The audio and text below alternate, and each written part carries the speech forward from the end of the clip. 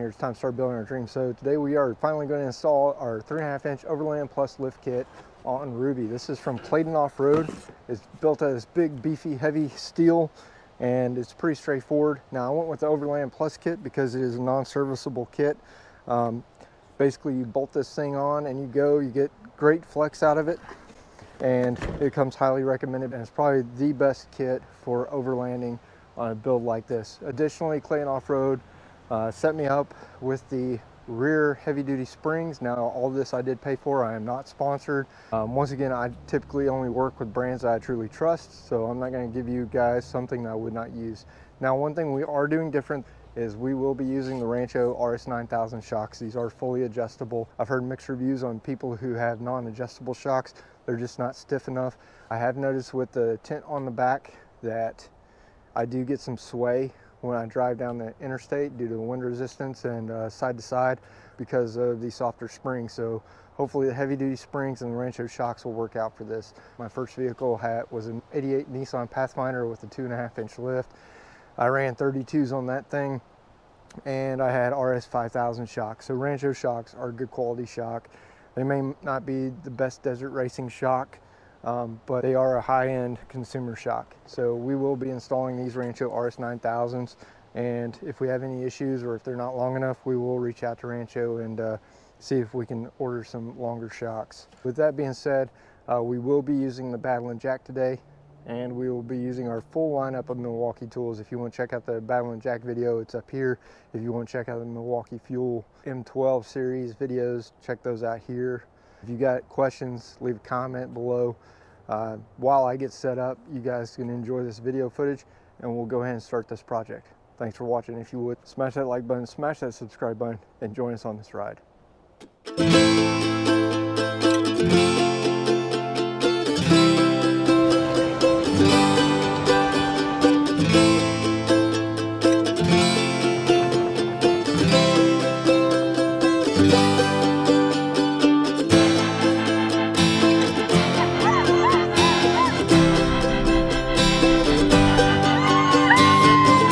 Hold on.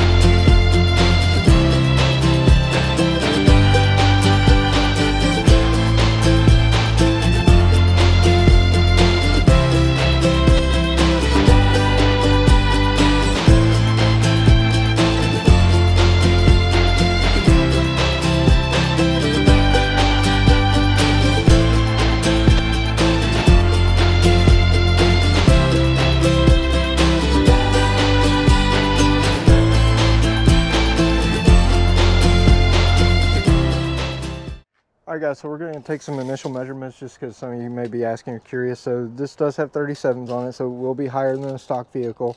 Right now we're about 33 inches to the front fender. So from the top of our tire to the bottommost part of our fender well, we're at 4¼ inches. Moving to the back of the Jeep, if we just want to come up here to the rear fender, it's approximately 24 inches off the ground. Once again, up here we've got about 4¼ from here to the bottom of the fender liner, which is underneath. Outer fender liner is about 4 3/4, but it does go down to 4¼ inches with the Rubicon, with the load, with the tent, and the load I've got in the back. So we're about 20 inches total to the rock rail, and those are just some measurements, and we'll bounce those off. Biggest one being our height from the tires to our fender well with the 3.5 inches. This may go 3.5, it may go 3, it may go 4, depending on the load we currently have in the Jeep. So with the new Harbor Freight Jack, this thing rolls awesome. So we're going to lift up the front of the Jeep and we're going to put it on jack stands. We're going to use our 6-ton jack stands and get it up as high as we can because we will have to remove the tires and drop the front axle to full droop. So we're just going to pick it up underneath the differential housing here at the front, and we're going pretty high with it. When it comes to jack stands, I picked up these rubber pads here as well. And then these are the Daytona 6-ton jack stands. These were on sale. About 75% the cost of what other 6-ton jack stands are. I've got a set of big red jack stands over there that I've had for years, and then this is just an additional set. As you pull these out of the box, that's what the inside of the box looks like. And pull out all this packaging material. That'll go to recycle. Pull out our arm here. Top of the jack, we're going to use the Pittsburgh jack stand pads. It's a new Jeep. We don't want to scratch up the paint underneath and have it rust. So with that off-road jack, you can definitely get this thing up high. I'm going to come down slowly with the jack. Now that suspension is currently at full droop. We've got about 6 inches under each tire. Got the jack stands there. Apologies for the shadows. And we'll get the jack stand over here. Okay, you never want to get underneath the vehicle that does not have jack stands. Alright guys, so for taking our wheels off, we're going to use the Milwaukee Stubby Impact. We have our adapter, which I need for my method racing lug nuts I use. 22mm socket in my circumstance, and this adapter. So I'm just going to slide that on. Comes right off. Those were torqued to 130 foot-pounds. Going in crisscross pattern.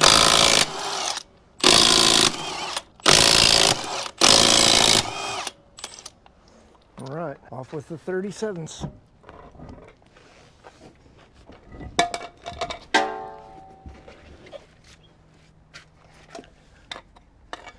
Make sure you keep your cap.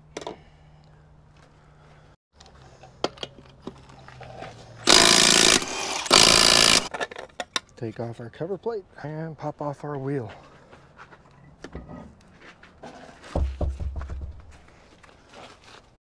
So if there's any doubt on what you're doing, you can just take and download the Clayton off-road instructions, and they have all the measurements and everything you need available on their website based on the kit you get. So I've downloaded this to my files already, and so that's what the whole entire lift kit looks like. Gives you all the numbers you need depending on your lift kit. There you go, position front vehicle and jack stands. Support that front axle, remove the front tires, loosen track bar bolts. So that'll be the next thing we do is the track bar bolts. Remove the heat shields from the control arms, which are under here. And then we will unclip and disconnect, remove front sway bar links, remove the front shocks. So basically we're going to remove everything. You're going to get new shocks, new sway bar end link, lower and upper control arms. And we're just kind of go through the instructions and do this kit. So we're going to take our 18mm socket here, and we are going to take off the lower link. This is an awesome tool. I don't know, we'll see how well it works. So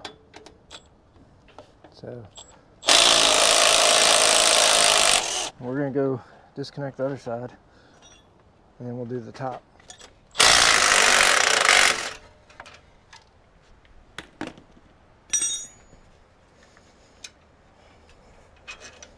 Alright, our sway bar is now disconnected. We're just going to pull it up for now, get that out of the way. It's always a good idea to have a good magnetic tray to keep your parts together. Alright, it says loosened track bar bolts.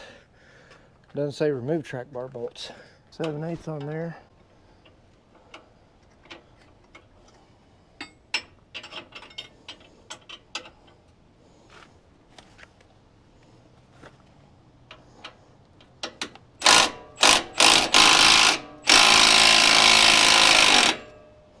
Okay, track bar bolt out. All right, next thing we're going to do, remove these upper control arm bolts here. Just take our impact, get back in there.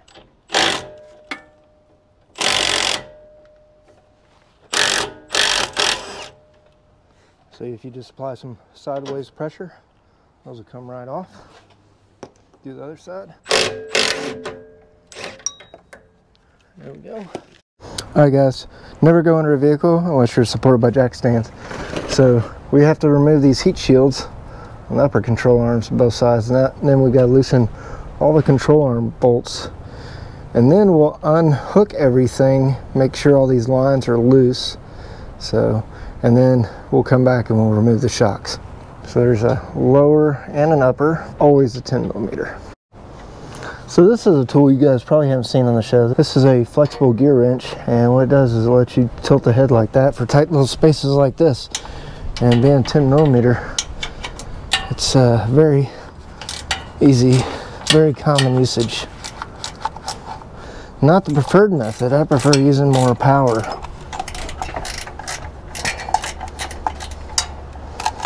And once you get it loose, you just pull this off. Now these are important. Some of you may not be interested in reinstalling these, but your exhaust is so close to these bushings, you could ideally overheat your exhaust and melt these bushings, and they'll probably they won't last as long. Whether they're rubber, urethane, or what have you. Longest ever. My exhaust is cool, so you don't want to do this with a hot exhaust. There's that one. So set our tray and our bolts aside, and we'll go do the other side. This side, exhaust doesn't have that S pipe, so we'll probably get in here with the ratchet.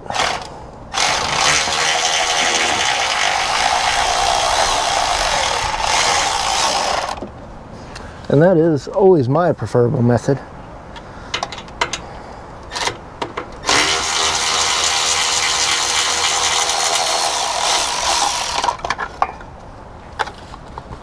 Now we also have the high-speed version of this. That's the fuel, but it comes out pretty quick. So next thing we're going to do, we're just going to loosen our control arms here.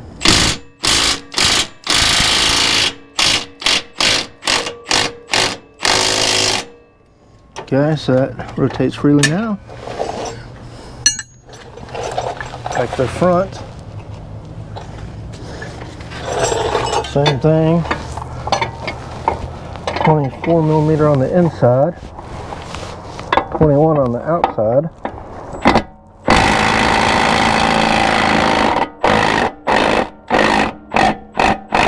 That's our lower control arm. That's now loose.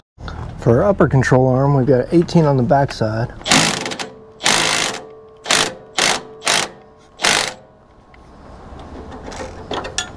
Okay. So that one's loose. This one here is a little easier to get to on the other side because of the steering linkage. Alright, there's that one. Now if you look at these, they've got a tab on them. So for the upper control arm, we're going to get back on the creeper and just loosen those up.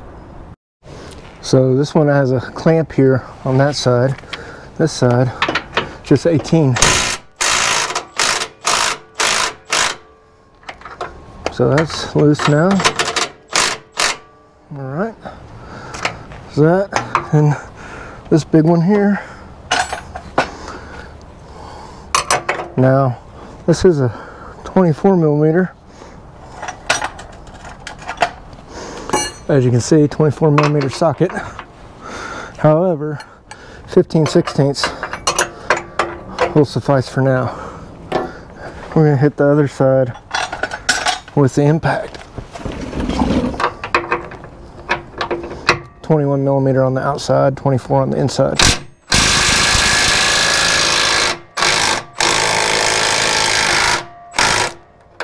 All right, now all those are loose. We're gonna do the front here, same thing. So we now loosened all 4 control arms, loosen our track bar. Next thing we're gonna do is we are going to make sure the axle's all the way down. Before we do that, we're gonna loosen these lines here, disconnect any breather hoses, because we will probably have to drop spring perches down enough to get them out of where these bump stops are. And there's a rubber ring up there, leave that in, leave these in, and we'll continue following instructions. All right, so right now we're just going through with our tool here, pulling all these cables loose. We're gonna pop off this 15mm down here at the bottom. All right, pull that bracket loose from the control arm, because we'll reuse those on the new Clayton arm. We'll want to keep up with that nut.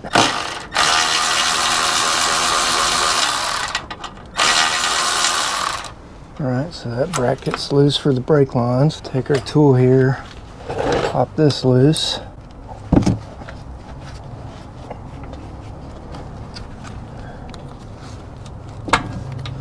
Alright, that's all loose, that's loose.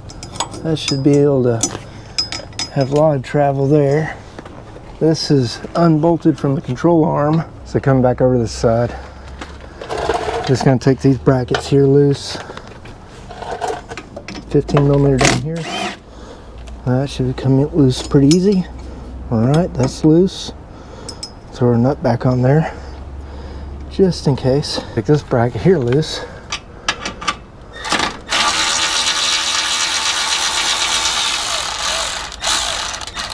All right. That bracket's loose with the brake lines and everything. Your breather hose here. Gonna break this pigtail loose anywhere that it might have some tension on it. So reach in here and pop that loose. And we can pop the one on the frame loose. And that can slide down if we need to adjust that breather hose. That's not a big deal. We just don't want to rip it out, and we don't want to mess up any electronics. The one that has me concerned right now is the one for the locker, which there's a couple of pigtails on the backside. Don't mess up your lockers, guys. So now's the moment of truth. We're going to slowly let down on the axle. Okay, so we're no longer touching. So we're going to reposition the jack underneath the main housing here. Alright guys, so we're getting ready to drop this axle down. And to do that, we're going to disconnect the front shocks.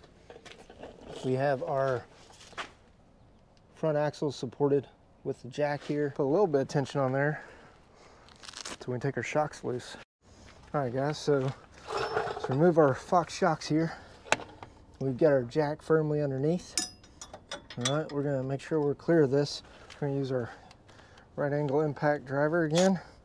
Set level 4.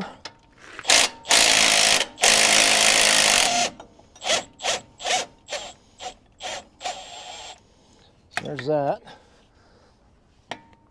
Take that all the way out. As you can see, the axle just drooped. So we are no longer under the shock weight up here at the top. And this thing is sometimes hit or miss. And I'm gonna hold on to these shocks because these are the shocks, Fox shocks. So do that. Make sure we put our bolts back where they go. We will replace the lower. So stick that in for now. And then that'll go in there. And the nut will go on the back side of it. But we got new hardware that'll go in here with this kit. So we're just gonna do that for now. All right.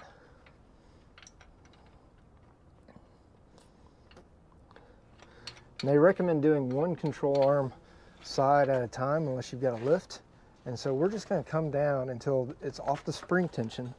So slowly lower the jack.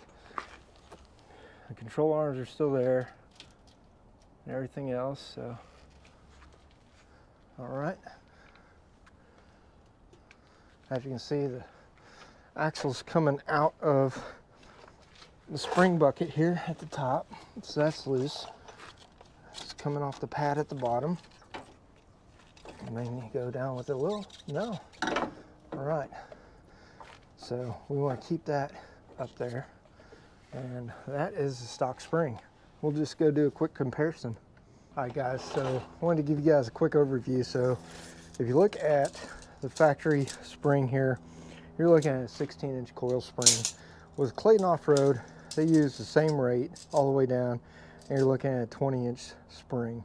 So this thing is 4 inches taller than the stock springs. Now when it comes to the shocks, that might be part of our problem there. If you look closely at the bottom of the Fox shock, you see a lot of oil down there. And so that load that the Jeep has with the Overland tent and everything is pretty heavy. And these are good shocks, and they're soft. As you can see, they come back up pretty quick. For this kit, we're actually going to take and we're going to install these Rancho shocks. So up here at the top, and they come preloaded. All you got to do is turn them, and they'll slowly come out.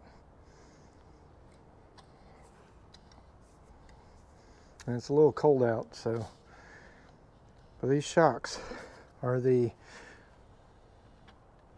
so once they get warmed up and the gas gets in, warm in them. So these are the RS9000XLs. These are made for up to a 4-inch lift. So these will work perfectly fine with our new setup. So we're going to continue the install. If you're wanting to know the distance on these shocks, not that it really matters. It may matter to you, but if you have a 3.5-inch lift kit, these shocks are, again, the 067s, and these are 28 inches long. So if there's any doubt, the front or the rear, for the rear I went with the 070s, and these are the 067s. So 99067 is the part number for the shocks that I'm using. Again, these are adjustable, so they come preset, and we can firm these up, loosen these up. And a lot of the problems the guys that run Overland rigs say they have is the shocks just aren't stiff enough, and we'll be able to stiffen them up some. Now, some of the advantages that these have, of course, is right there at the end. These are welded caps versus the actual milled caps. So will that affect us over time? I don't know. Another thing is your shock boots at the top versus the shaft at the bottom. So you have a solid shock body at the bottom. But we're going to go ahead and continue driving on. Unless you're desert racing and really know the difference in shocks, there's not a whole lot of difference. Monotubes are generally a little bit higher quality and last a little bit longer. Although I have noticed that they are not as good as when I first got the Jeep, and I do get that little bit of body lean when I'm driving down the road 60, 70 miles an hour. So with that being said, let's go ahead and get these springs back in. We're going to use the isolators and everything just like they are, but we're going to have to come down significantly lower with this, so we're just going to lower the jack down. You really have to drop this thing down in order to get the spring in. One thing I do need to do, I gotta go grab the bracket. We got close there, but everything's loose. So one thing I've really liked about this kit is everything is clearly labeled, even with the picture. It tells you the part numbers and everything else for the box. So you can do your complete inventory and make sure that you've got everything you need in order to successfully do your lift. And they staple it, they tape it, and so you're not going to lose parts in the mail. Just be careful when you open these, you don't cut yourself. Okay, there's that. And those are going to go like such. Alright guys, when you do the final installation, that's when you'll torque everything down, but we're going to go ahead and drop the bolt in here. We're going to use a tiny bit of thread locker. You can use red, you can use blue. The red is like the super duper stuff. We're just going to use a couple of drops of blue on here. Okay. And we may have to get some more thread locker. That's good. A little bit goes a long way. The nice thing about the Clayton springs is they are universal. Some spring manufacturers have a driver's side, some have a passenger side. Kind of a multiple task. So first thing is, you gotta get these up here, get those lined through the holes. All right. take your spring, put your spring up here. All right, before you put your spring in, you drop your nut in. We're going to use the one that we put that in, and we're going to slide everything kind of up, over, and around our axle here. All right,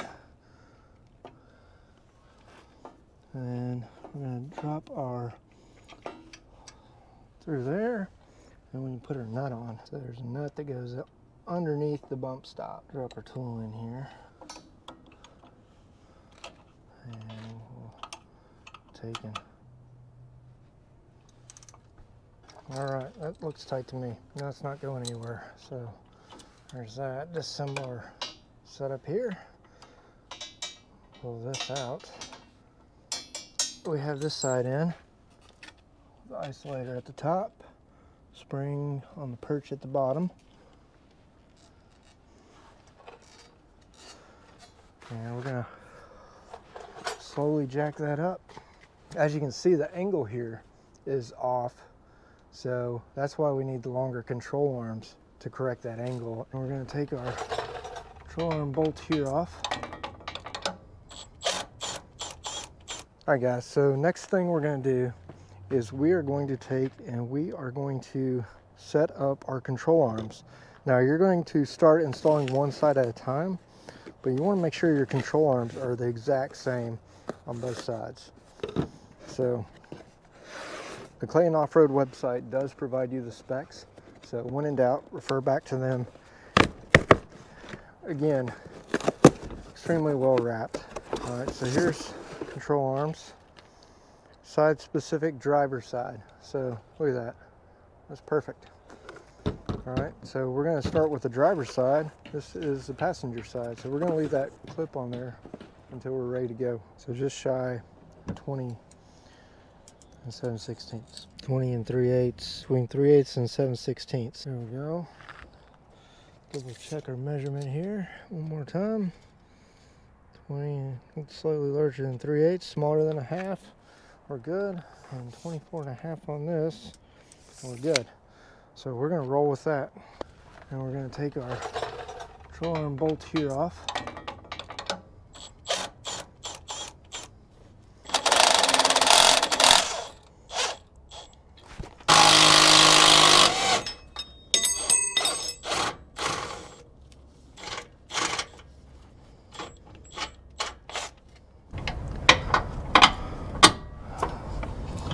Alright, put this T-nut back in there. Now you guys with the diesels are probably going to have some problems with this. Feeds up through a hole down here and it lines up with that bolt right there. And then we're just going to put our impact on the back side. Same with these Milwaukee tools there. There you go. And you don't want it tight, you just want it on there. Then you're going to hook up the other end. Come back out here, and we're probably going to take the other one loose just so we can move the whole axle forward. Good thing is Dana 44s are not that heavy, a couple 100 pounds. Big burly man should be able to pick up half a side, worst case, but we've also got it resting on the jack, so that's always a good thing. So we're just going to find something small enough to go through that hole. I might have to go up with the axle just a little bit more. Sometimes you just gotta play around with things. Alright guys, I don't know if you'll be able to see it or not on here, but we did get our upper and lower control arm bolts started, and now we're just gonna snug them up. Took a little longer than expected, but hey, that's just fun of working on a Jeep. There's that side tight.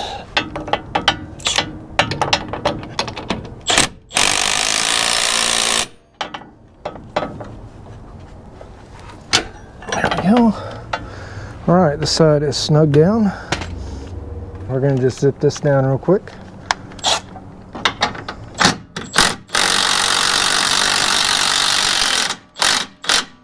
All right, got that in.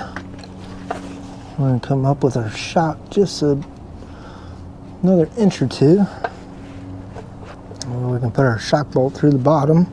Alright guys, so one thing I'm curious about is how much down travel do we have? So this is a stock setup, and this is important when you go to lifting a tire off the ground. This is 25.5 inches. When we come over here and we look at the other side, right now we've got our Clayton spring installed, upper and lower control arm, and our shock.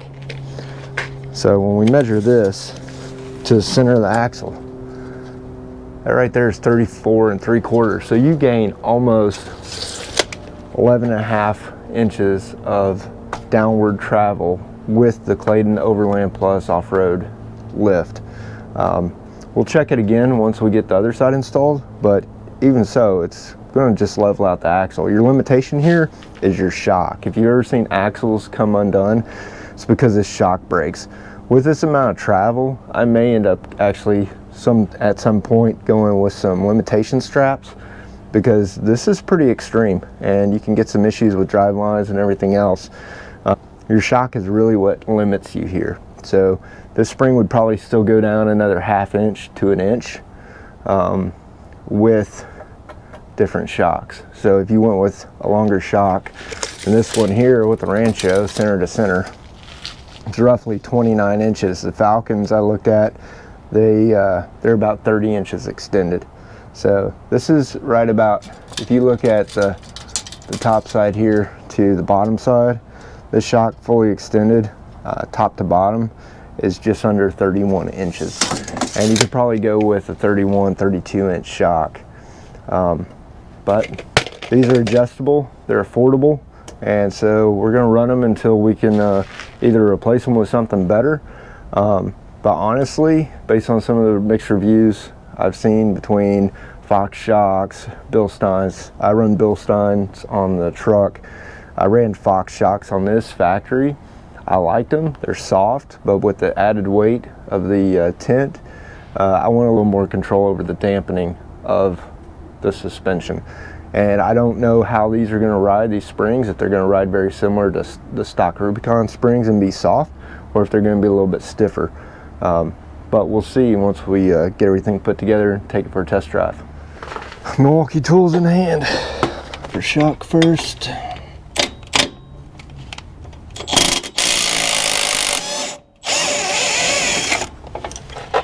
Shock out.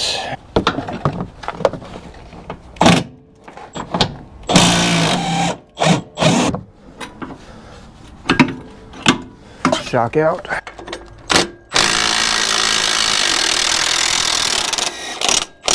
There's from the inside.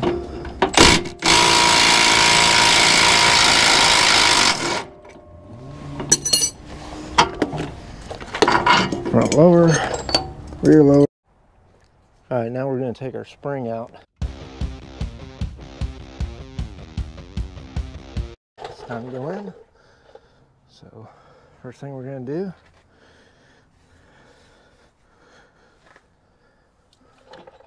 line that back up.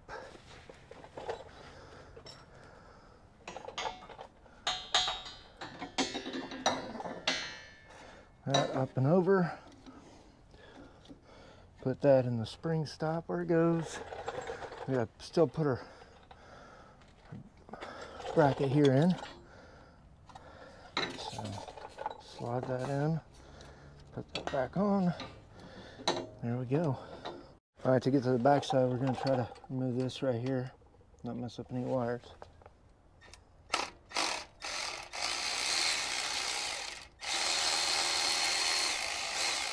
All right. Now we can pull this bracket off slightly. Let's remove that bolt in order to get these clips here off. It's kind of sprung on, spring clip there.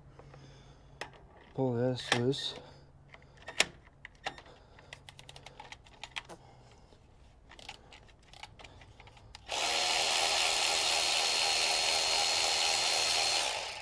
All right, get that loose. Alright, so now that we've got that out of the way, we can now reach our hand up in here underneath this bump stop perch here, or spring perch, up to where the bump stop is. And we can get this started by hand.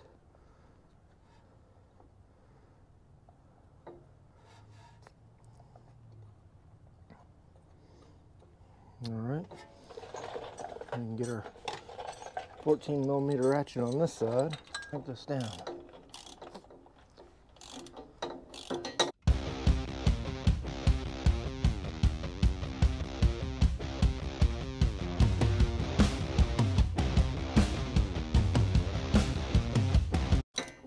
We're just going to go until it's snug. That's good. All right, pull our ratchet out of here, pull that out, and put that back together.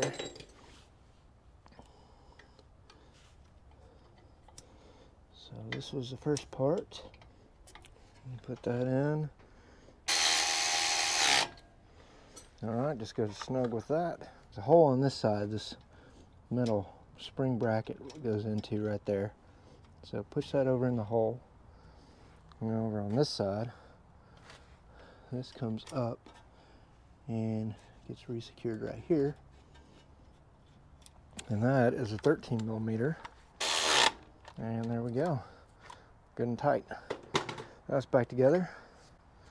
And go up with the axle a little. Make sure our spring is centered here. Everything's there. So our spring just barely touches, just to hold everything together. And now we can put our control arm back in that we already pre-sized.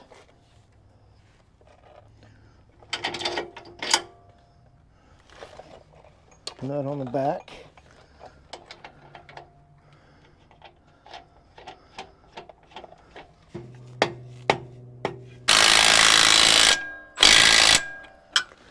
That one's snug. And we'll do this one here. Make sure it's snug down. This little stubby impact's awesome. All right, we're ready to put our shock back on.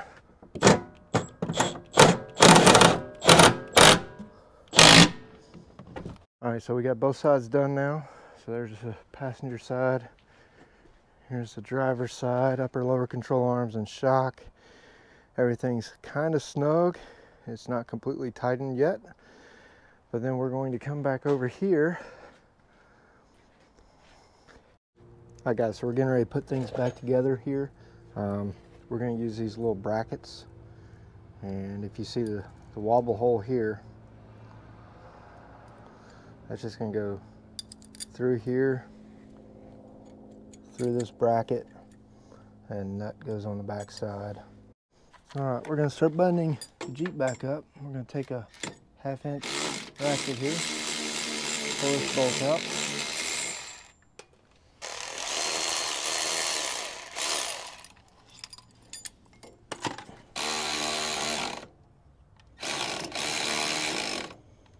Put that bracket there. Hook this bracket here back up.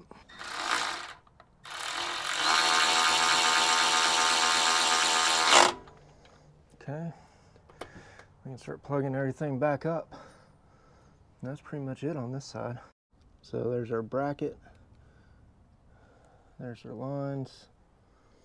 Everything's tied back up. We still got to do the track bar. So we're going to button up everything on this side. So. Hi guys, here's just a quick overview of everything we've done. We connected our bracket, we put the connector back up there for the brakes. Brakes are all back in line, wires loose, and everything else. We're getting ready to do the track bar setup. So we got both those brackets on both sides. All right, the front end's coming together. Let's talk about this track bar setup. So I already set up the track bar, but it's 34 1/4. So if you ever get a Dewalt tape measure, this is kind of handy. Just come over here, center the bolts, and we're at 34 1/4 right there. So from middle to middle of the bolts, 34 1/4. It's really 34.251, but 34 1/4. After you move that into place, you'll make sure that everything is square. And then you're just going to rotate your jam nut down here, just put it on hand tight. And then we're going to go stick this in the front of the Jeep. Alright, so let's put this track bar in. Kind of lay that in down on the channel. So we just ran our track bar down. Got a wrench. I'm just going to snug this up.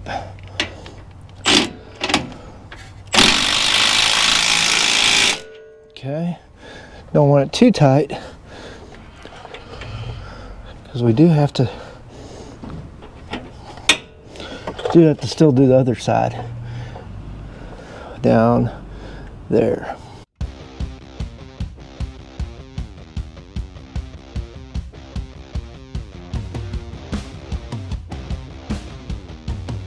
Looks like it's aligned. Give it a little bit of love. Alright, we're going to try the strap trick. Hook this around here.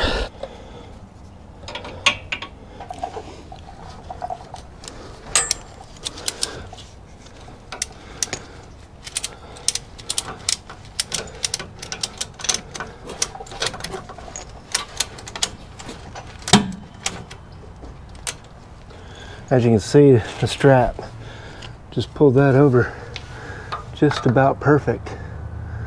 So now we can put our bolt in there. Once we get the tab in, we're going to take our impact here. And we're going to need our extension.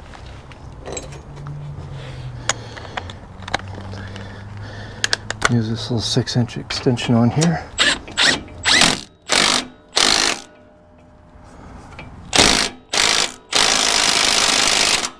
Now the front end's pretty much together. Alright guys, I'm pretty excited. So we've got shocks, springs, control arms, bump stops, and track bar installed. The Jeep right now, the axle is still hanging loose. We've got to do the sway bar. But I think you've probably seen, and we're going to use a different tool for that. We're going to try out the new Milwaukee M12 Fuel Sawzall, and we'll put those on. First we're going to stick the tires back on, and then we'll get the Jeep back under its own weight.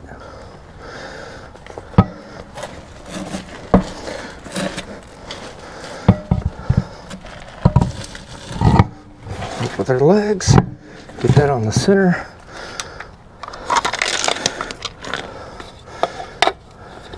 Put the cap back on.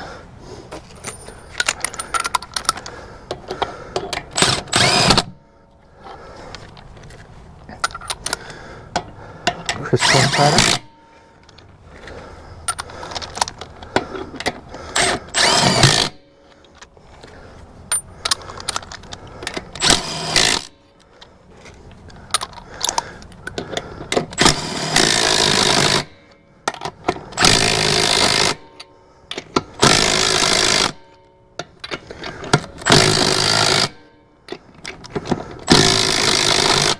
All right.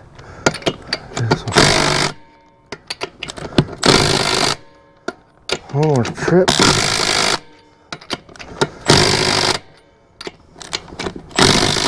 All right, good to go. All right, time to remove the jack stands. Tires back on, shocks and springs installed. That's where we're going to use our high lift capability of our jack.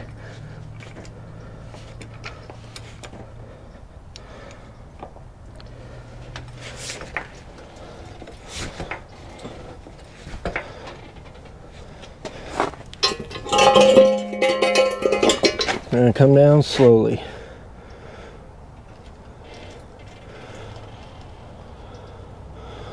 There you can see the suspension settling on the front.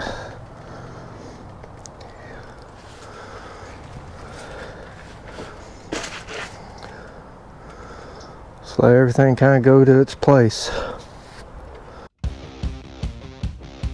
Everything's settled. Haven't heard any popping, which is a good thing.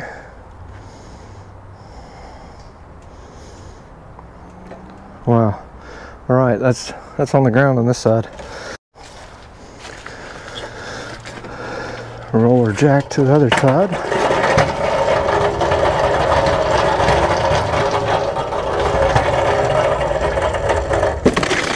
Move our box out of the way.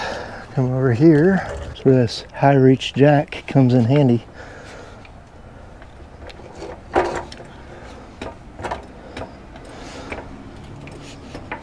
Transfer the weight off of that to the frame. Jack stand is free. Move our jack stand out. We're going to slowly come down with this side. Look at that control.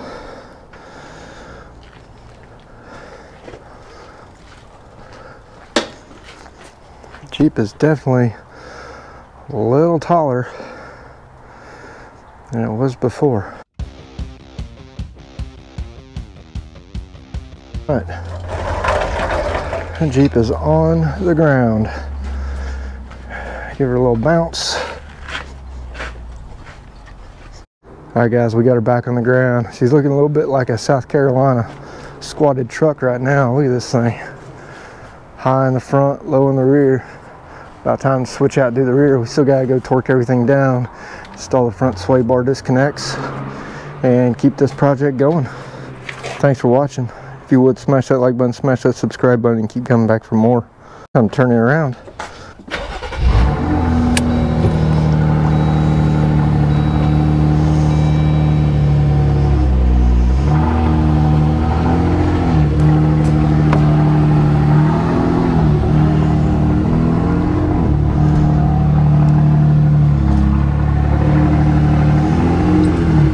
Alright guys, so we got the Jeep turned around. Time to get the rear up in there.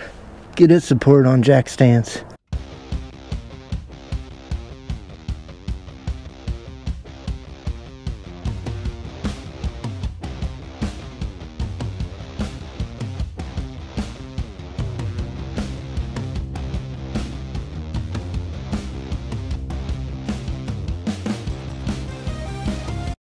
So we got the back of the Jeep up in the air now, quite a bit.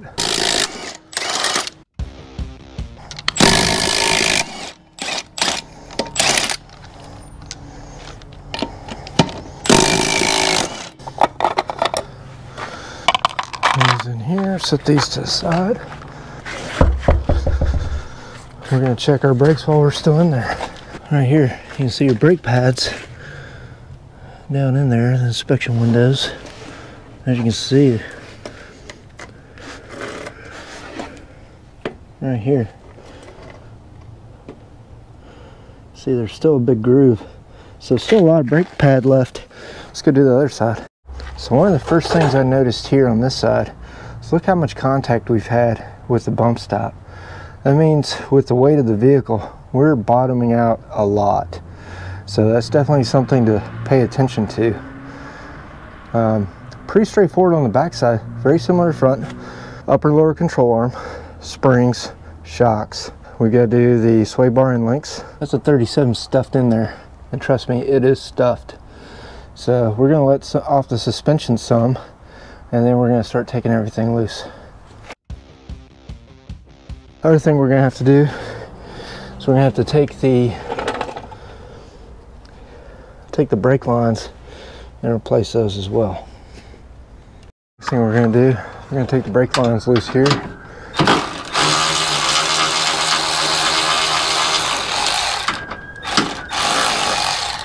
And we're going to take this tension bracket here loose.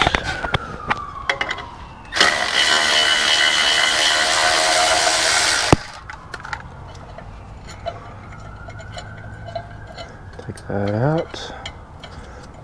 Put our nut back in so we don't lose it. Take that loose. And we're going to take the brake lines loose on this side. Got this little 10mm here.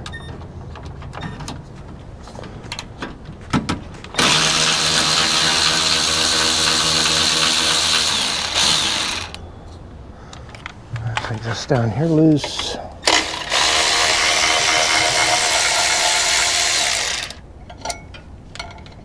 And we'll run these back down so we keep up with them. The shocks. So the shocks should be pretty easy. We're going to take the lower shock mount loose.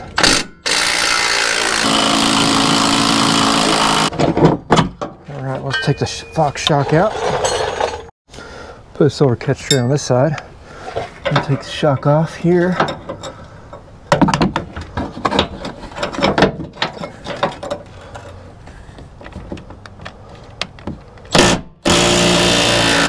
Alright, there's this side. Alright, like we did last time, we're just going to loosen everything up. Loosen our track bar here.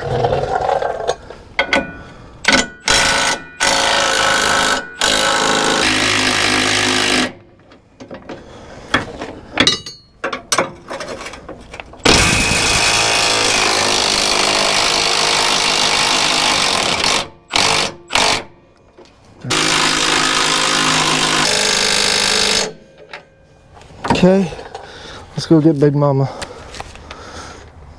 We had that problem on the front too. All right, we got a real battery now. We got the thing turned all the way up. Hopefully she's got a little bit more juice this time. Oh yeah.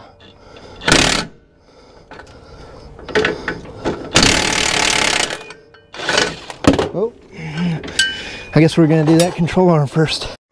Alright guys, so we got our spring out, we've loosened everything up, and now we are getting ready to go set up our control arms. Alright guys, so real quick, another comparison here. Rear coil springs, the bottom part goes together. But as you can see, these springs are the heavy duty springs, they're a lot thicker. They're taller. These rear springs are truly about 5 inches taller than the factory springs. They will settle a little bit over time. That is the bottom side, and then the isolator here goes on the top side. And so that's a pretty serious setup. So as you can see, we've got to drop the axle significantly in order to get the new spring in. We're going to unbox and start setting up the rear control arms is our next thing. I'll tell you what, industrial packing for sure on all these parts. Alright guys, I want to do a quick comparison side by side of the springs. So here's the new Clayton off-road spring. Here's the original spring. There's about 5 inches of difference. Now I did move this rubber protecting layer from the old spring over this one. Maybe just keep down some metal contact, any potential squealing. Now this isn't ever going to come loose unless you're at full flex, and probably not even that, because the shocks will limit the travel on the rear. But I hope my rear shocks are big enough, and we'll see. So they are wound the same way. This is a 888 spring, and this is their HD spring, so it's thicker and heavier duty than the original.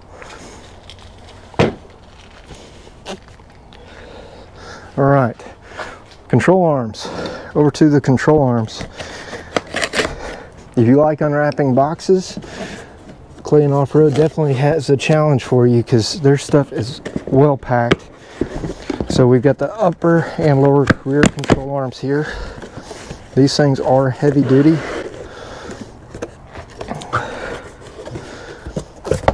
And so we got another sticker here. Control arm check, and another control arm. There's our uppers. And we're going to go back to the Clayton website, look at their PDF, and we will adjust the size on these according to the PDF. I believe they're 16 3/4. Yep, and they're 16 3/4. So same thing again. We're gonna unscrew these a little bit. 16 3/4. So that's the length right there that we'll use for our uppers. the same thing. Set those pretty close. Come out a number of turns. I think we may have it right there. It's a 16 3/4. Double check it against the other one one more time.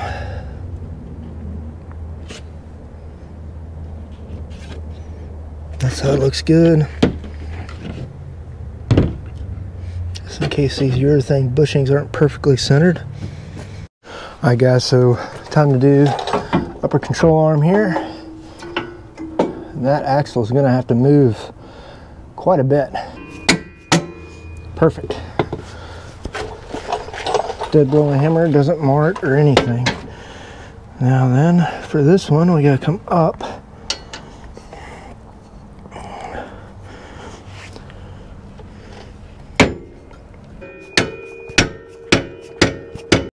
Alright guys, so we just put the coil in.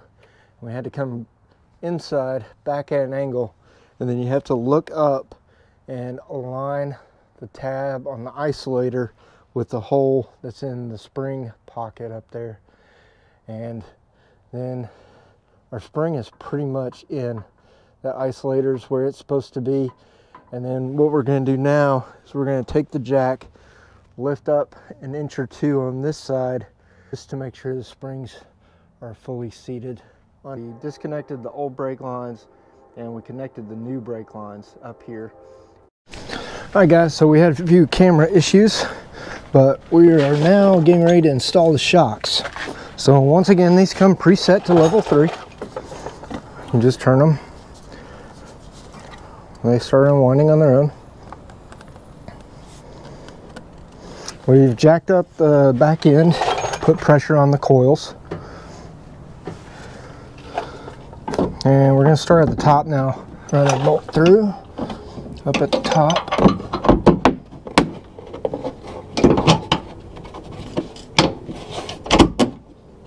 On the back side here.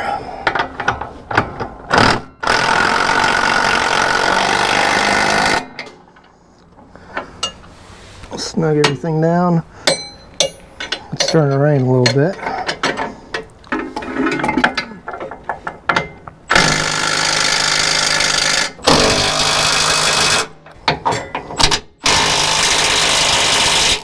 Okay. 10mm here. Screw this back on. Get our brake lines back. And we'll put the clips on them. Put the brake line bracket back on. Alright guys, so had some camera problems last night. I just got done bleeding the brakes on both sides. We have the rear sway bar end links in. We start off, we put in the coils. We had to drop the axle way down. Be careful about your pinion on the drive shaft there. You really have to be careful because it's at full max in order to get these HD springs in, and those things are kind of a bear. We put the rear bump stops on. We put the upper and lower control arms in, and once again we bled the brakes. We got everything pretty much tied back up. We may put some zip ties on these to keep from the tires, so we'll just put a zip tie or two on here, and then we will put the truck back under its own weight, throw on the wheels, and then we'll torque everything to spec. Still have to do the front sway bar end links. There's lots of ways to put on tires. I've just always done it this way.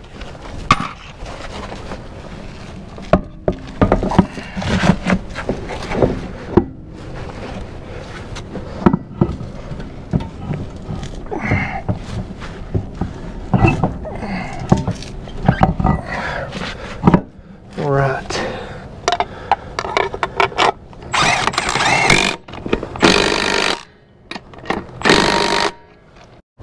Alright guys, time to let the truck off the jack stands. Let the Gladiator down.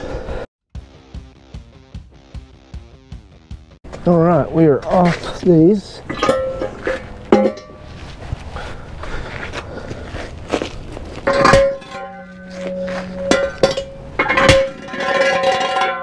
Moment of truth, guys, moment of truth.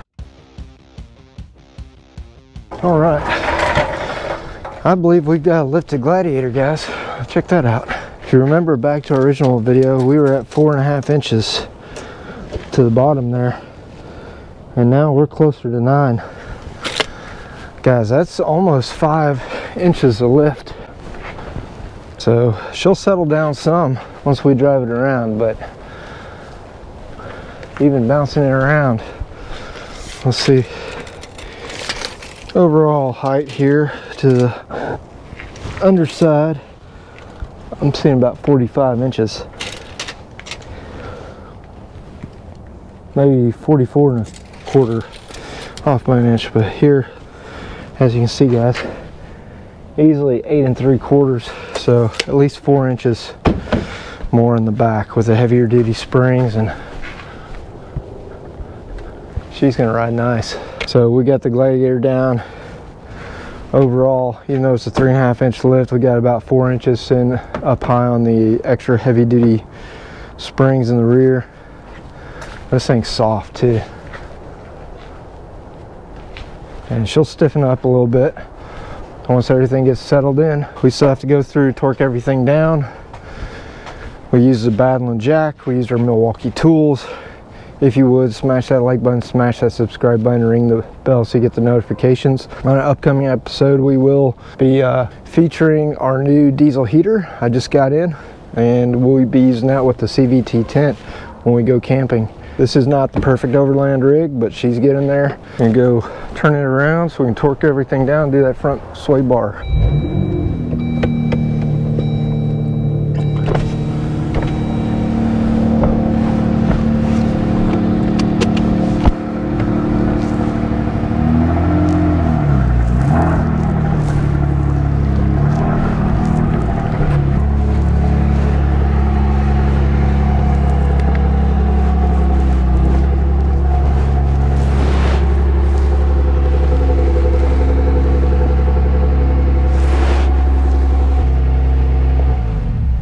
Alright guys, last thing we gotta do, front sway bar in links and torque everything down. Alright, grab our sawzall and go to town. Alright, 2 battery, 2 dots on battery. Come over here and do the other side. Hey guys, so once again we referenced the Clayton Off-Road website, which said we needed to take 3 inches off each end of the rod. All we did is we screwed our bolts on towards the middle, and that way when we run them back off, it would clean up the threads. Here I'm using the Milwaukee sawzall. This is the M12. It's actually pretty fast, and I used it to cut off my exhaust, and it made pretty quick work of these bolts as well. So far, pretty impressed with the M12 Fuel sawzall.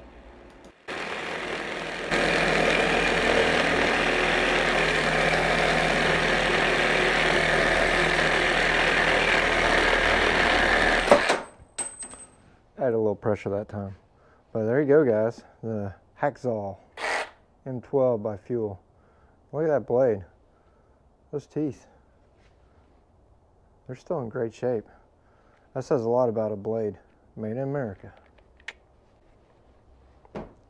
Alright. Let's assemble our other end here. Clean our threads up. We're good there.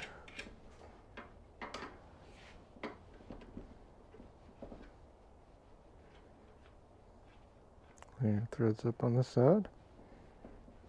Alright, take this out of the vise, flip it over, run one end down, grab another one of our end links, put this on.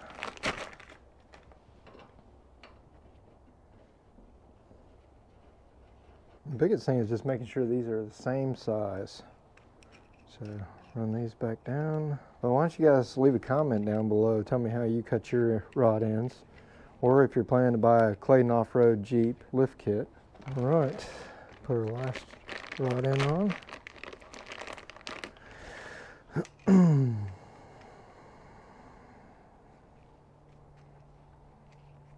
Clean cut guys, that was a clean cut by the Milwaukee Hackzall little miniature M12 Fuel sawzall.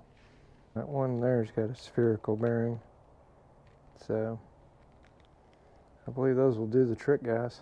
That end lines up through the spherical hole. I would say we're good. Let's go get them installed. So if you look closely real quick, as you can see, there's only one tab there. The other side here has 2 tabs. So 1, 2, where the sway bar end connects. So we're going to put our single end on the driver's side, and we're going to put the one with the bearings on this side. Alright guys, y'all can probably see better than me up there, but we're just going to take this bolt here, run our bolt through. This would have been easier with the tires off, but put our bolt on, this through, put a rod through.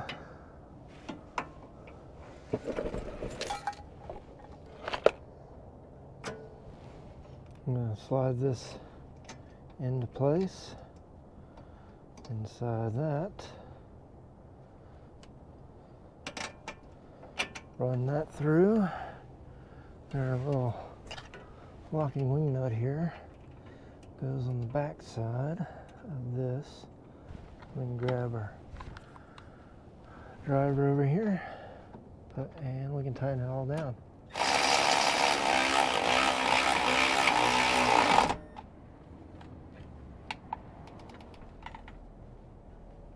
Okay, that swivels. Take this end off. Push your sway bar up. Run our rod end through. I'm going to put a wrench on here.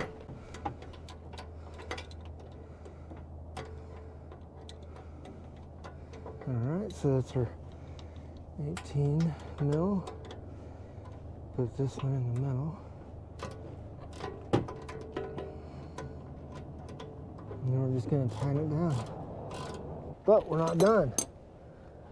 Now, we got to come and run our jam nuts down on each side. We can actually move the wrench on this side, so. Now we've got that on, we'll make sure everything's centered. Using our 2 19mm, and we will do our jam nuts. So first thing is to make sure those are good to go, and they are.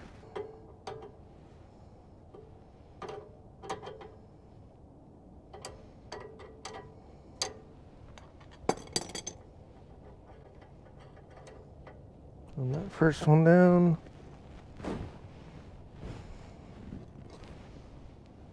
Coming with our 19.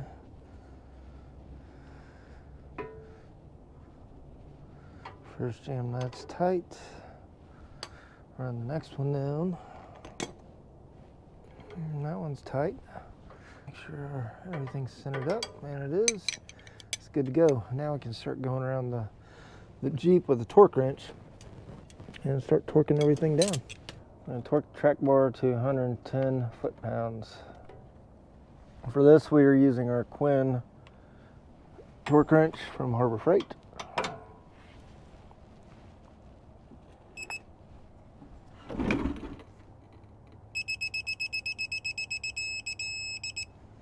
Alright, we're at 110 foot-pounds there. So at some point during filming this, rolling around on the ground, I accidentally ran over one of my microphones, so I lost some of the sound. But we ended up going around, torquing all the control arm bolts. The uppers, I believe, were 80. The lowers were 190 foot-pounds. So you really need some serious leverage in order to torque these.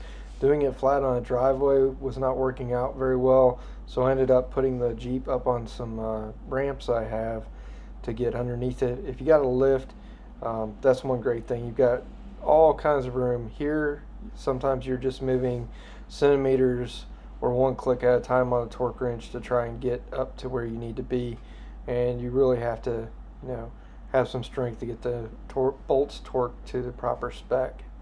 So the last step in the whole process, after you've torqued all the control arms, the front and rear track bar, and every bolt on the vehicle, the last thing you do is you tighten down the jam nuts on the control arms and the front and rear track bar. For that, I ended up buying an 18-inch adjustable crescent wrench, and really you need that 2-inch opening to get around the jam nuts in order to get them tight. It doesn't give you an exact torque specification, so I just pulled until it felt like it was good and tight. Hey guys, so I just want to give you a final look at the 3.5-inch Overland Plus lift kit that we just did an installation on. And first off, I want to say I've been driving it for about 2 weeks now, and it's a phenomenal ride. It's a huge upgrade from the Rubicon suspension, and overall it's completely changed the way the Jeep behaves on an off-road. Off-road, I've still got some fine-tuning to do with the shocks, but I'll show you what I got so far. So as you can see, there's a little bit of mud on the Jeep. We got the Clayton long arms in there. We got the shocks in here. Out back, you can see our spare tire. It's much higher up off the ground, pavement and everything. But yeah, we've been playing in the mud a little bit. I want to give you guys a good solid review. For shocks, let's look at the Rancho shocks here real quick. So right now I've got the Rancho shocks set down here at about the 4 position. So I started everything on 6 with the arrow pointing this way. 1 is up on this side, rotate it around to 9. So you got 9 positions as you rotate it around.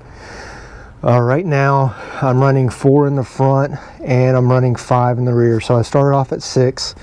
I felt like it was a little bit too bouncy, so I downgraded the front by 2, and they're easy to get to. I don't think they're going to get ripped off, but you can get replacement knobs from Rancho, and I can't say enough about these shocks. So far I'm very impressed, because I've seen guys that have their Overland rigs weighed down and they're running their shocks maxed out, probably carrying a lot more weight than me. But as we increase payload in the back, I can see bouncing that up to 6. I did do a little bit of off-roading. The back end, because of the stiff springs, it did want to come around a little bit. So we'll probably go softer next time we hit some dirt roads. Probably run at a 3 just to test things out. But you can also drop all the way to 1 if you want a super plush, super soft ride, soft shocks. The stiffer you make your shock also adjusts the rebound, so you do have a little bit of play with that with the Rancho shocks. Last thing we're going to do is I want to test out the tent. Haven't opened this thing up in a couple of weeks, and we're going to do an install video. So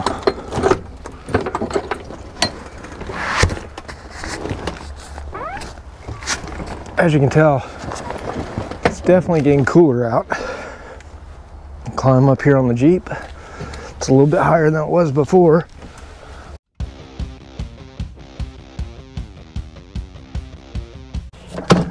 All right, looks like our ladder and our tent is definitely higher now. Let's let you guys come take a look at this. Our tent is way higher up off the ground, which I guess is good for grizzly bears and what have you. This is my first time opening the tent since I did the upgrade. Looks like our poles are still in here. Pop this thing open real quick. Give you guys a full tour. So these zigzag poles just go here in the front, like such. Angled out. That one, other zigzag pole. I'm glad I opened this because I really haven't opened up the tent since I went to the beach. As you can tell, the shoe bag on this side is turned around.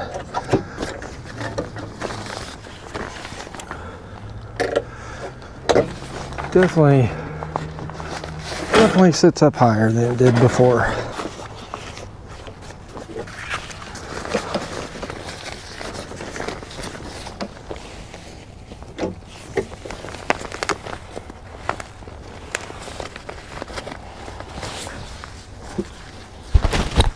All right, a little bit of an extra step there.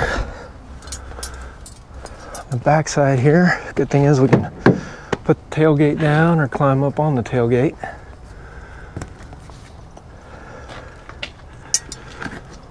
I'm gonna hook this in, come around here, slide that in. Over here, we can slide this one in.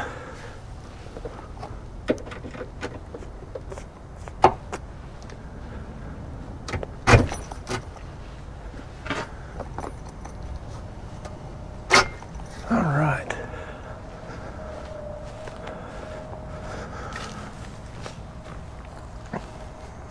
As you can see up here in the tent, lots of room, and this is what it's really all about. And the thing I love about the CVT tent, I haven't shown you guys, but there is a skylight up here that you guys can look out, gaze at the stars. Right now, I don't have the windows installed, the plastic windows.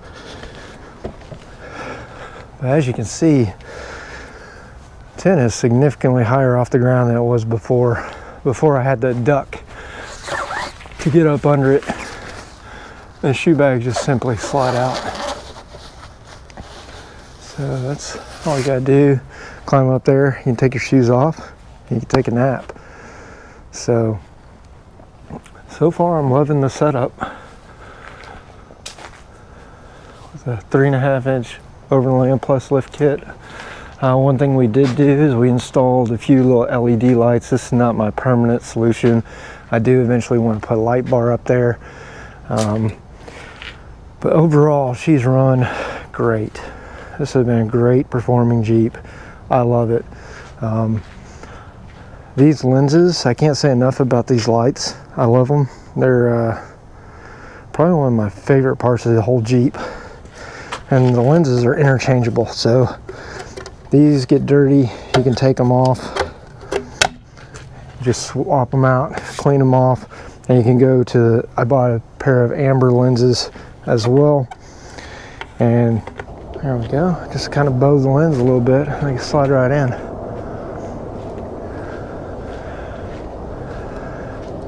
Up here, I actually transferred over my Thule lumber guides, and that is so I can put my kayak back up top.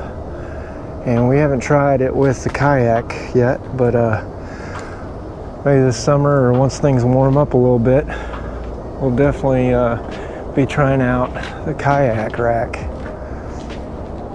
So that's a quick overview. That's what it's all about, guys. Building a capable rig that can go anywhere, do anything, take you on those adventures, and get out. So in 2023, we're going to do a lot more adventures. We're going to go more places, and we're going to do some cross-country travel, hit some trails, rack up some more badge of honor trails with the Jeep. Probably some other upgrades in the future.